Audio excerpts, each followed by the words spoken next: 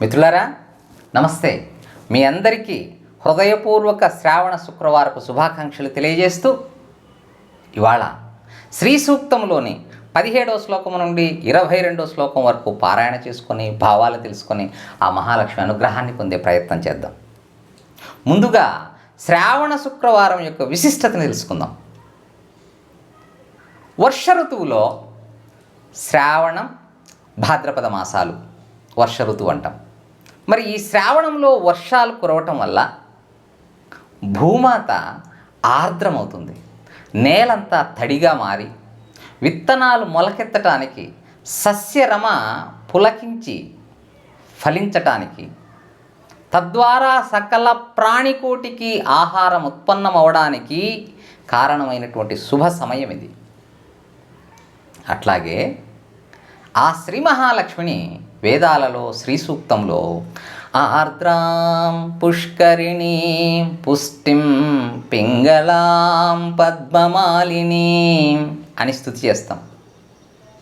అంటే అమ్మవారు కరుణా సింధు, ఆమె హృదయంలో ఆర్ద్రత ఉంది కాబట్టి ఆర్ద్రాం అంటాం. ఇలా భూమి ఆర్ద్రమైన సమయంలో ఆర్ద్రతా స్వరూపమైన ఆ మహాతల్లిని స్తోత్రం చేయడం అనేది సకల శుభదాయకం. ఈ శ్రావణంలో ఆ పేరు ఎందుకు వచ్చింది అంటే, పౌర్ణమి నాటి చంద్రుడు శ్రవణ నక్షత్రంలో సంచరిస్తాడు కాబట్టి శ్రావణ మాసం అంటాం. మరి శుక్రవారం, గురువారానికి లక్ష్మీవారం అని పేరు. ఆ లక్ష్మీదేవికి భార్గవి అని పేరుంది. ఎందుకు అంటే, భృగు నవబ్రహ్మలలో ఒకడు, ప్రజాపతి అయినటువంటి భృగు ఆ శ్రీ మహాలక్ష్మిని తపస్సు చేసి మెప్పించి కుమార్తెగా పొందాడు. భృగువుకు ఖ్యాతికి భార్గవిగా జన్మించింది. అదే భృగువుకు మరొక భార్య అయిన ఉశనకు కలిగినటువంటి పుత్రుడు శుక్రుడు. అంటే లక్ష్మీదేవికి సోదరుడవుతాడు శుక్రుడు. లక్ష్మీదేవి తండ్రి భృగువు కాబట్టి భృగువు యొక్క కుమార్తె లక్ష్మి, అందుకు భృగువారము తండ్రి పేరు మీదుగా శుక్రవారానికి భృగువారం అంటాం. అలాగే లక్ష్మీదేవి సోదరుడైనటువంటి శుక్రునికి సంకేతంగా శుక్రవారం అంటాం. అలాగే ఈ లక్ష్మీదేవిని శ్రీ కమలాత్మికాదేవిగా కూడా సంబోధిస్తాం. దశమహావిద్యలలో కమలాత్మికాదేవి ఒకరు. దశమహావిద్యలు అంటే, ఎలా అయితే శ్రీ మహావిష్ణువు రాక్షసులను సంహరించటానికి దశావతారాలు ఎత్తాడో, అలాగే ఆ జగన్మాత రాక్షస సంహారం కోసం ప్రత్యేకించి దుర్గముడనే రాక్షసుని సంహరించేటప్పుడు ఆమె నుండి ఉద్భవించినటువంటి 10 స్వరూపాలే దశమహావిద్యలు. అందులో 10వ మహావిద్య పేరే శ్రీ కమలాత్మికాదేవి, సాక్షాత్తు శ్రీ మహాలక్ష్మి స్వరూపం. అలాంటి మహాలక్ష్మి స్వరూపాన్ని ఈ శుక్రవారం మనం స్తోత్రం చేసుకోవడం మనందరికీ సకల శ్రేయోదాయకం.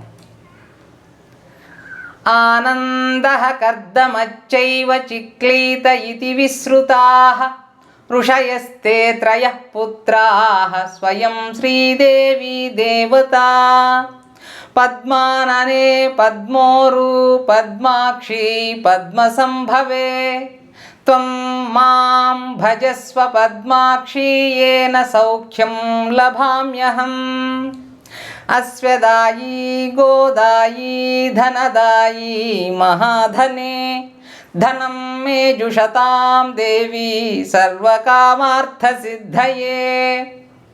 పుత్రపౌత్రధనం ధాన్యం హస్త్యస్వాదిగవేరథం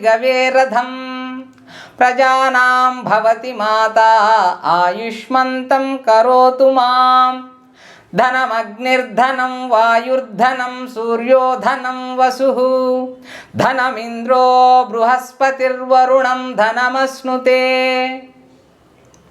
చంద్రాభాం లక్ష్మీమీశానాం సూర్యాభాం శ్రియమీశ్వరీం చంద్రసూర్యాగ్నివర్ణాభాం శ్రీమహాలక్ష్మీముపాస్మహే. ఆనందః కర్దమచ్చైవ చిక్లీత ఇతి విశ్రుతాః ఋషయస్తే త్రయః పుత్రాః స్వయం శ్రీదేవీ దేవతాః.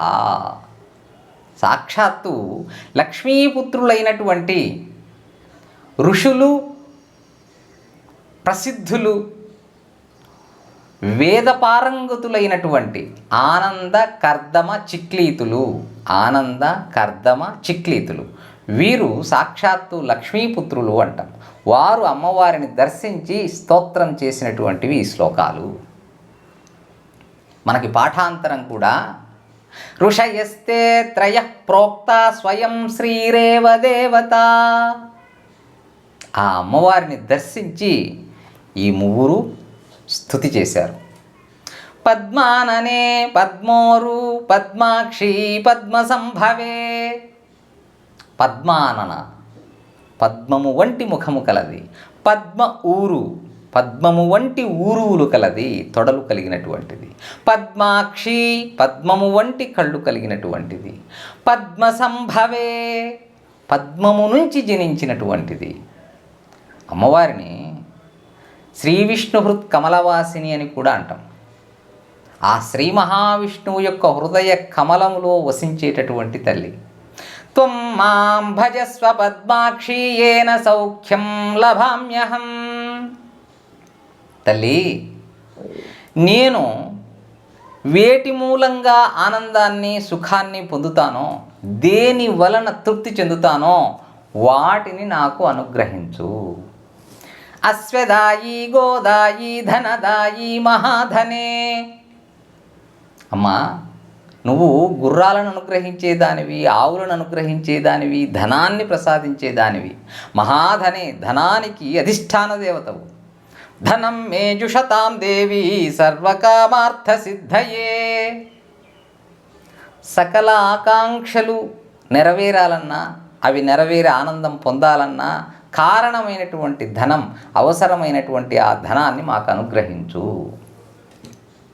పుత్ర పౌత్ర ధనం ధాన్యం హస్త్యస్వాది గవేరథం.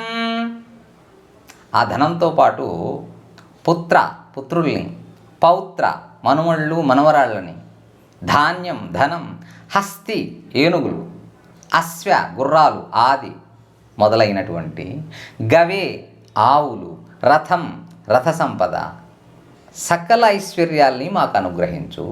ప్రజానాం భవతి మాత ఆయుష్మంతం కరోతు మాం. తల్లి, ఈ జగత్తులోని సకల ప్రజలకు తల్లివి నీవు.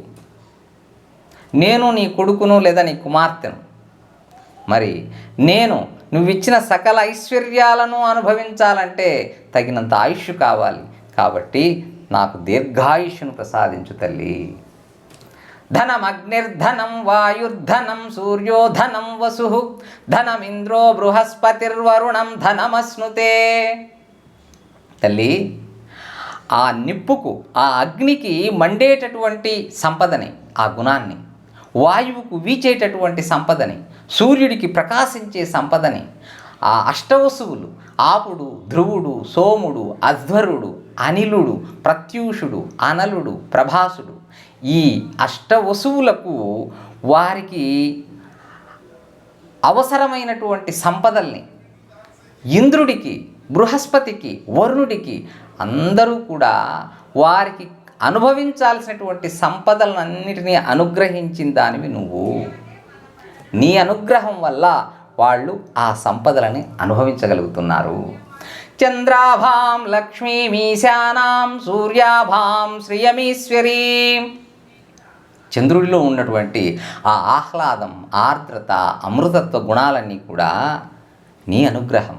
అలా చంద్రునిలా నువ్వు ప్రకాశిస్తావు. లక్ష్మీమీశానాం, దేవతలలో శక్తి స్వరూపానివి నీవే.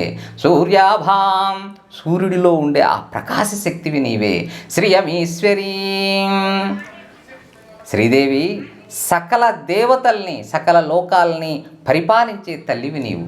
చంద్ర సూర్యాగ్నివర్ణాభాం శ్రీ మహాలక్ష్మీముపాస్మహే. చంద్రుడు, సూర్యుడు, అగ్నులలోని ఆ ప్రకాశ శక్తికి మూలమైనటువంటి తల్లివి నీవు.